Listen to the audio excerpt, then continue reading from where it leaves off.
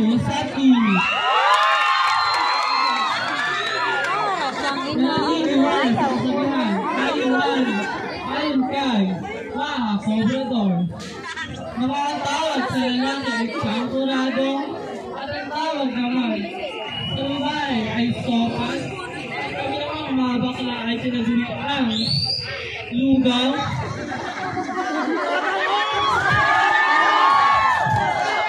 At ang mga tomboy naman ay tinaguriang mami. Mami Mingge!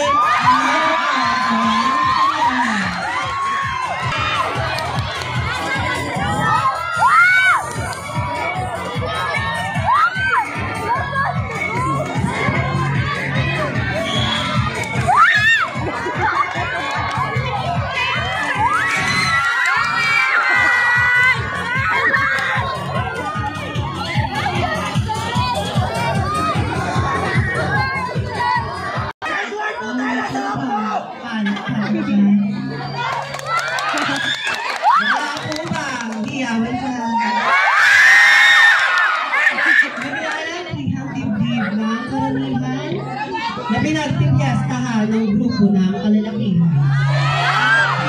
Nagpupili ang balat ng aking mga kalaban. Ngunit ngayong gabi ang panuhin natin ang pamantayan ng pagandahan.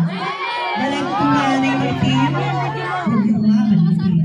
Dahil sa ganitong uri ng katimpalak, may negrang tatakas. I am a simple dream, but I am a simple dream. And that's to become a beauty queen. This is Elaine Bailey Mondragon Garcia Ponticalo, is fresh 16-year-old talent from the land of the most competitive city in the Philippines, municipality of Antipolo, province of Rizal.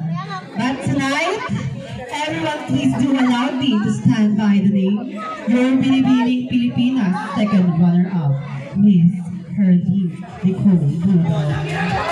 Ito kabaskusan, ngunit para sa aming kabaklaan, ito'y kasarapan na kapag ang titi ay matamis, siya may diabetes. Titi ay maalat, siya nanag sa dagat. At kapag ang titi naman ay mapait, siya nanggaling sa kwetling candidate number 1. Thank you.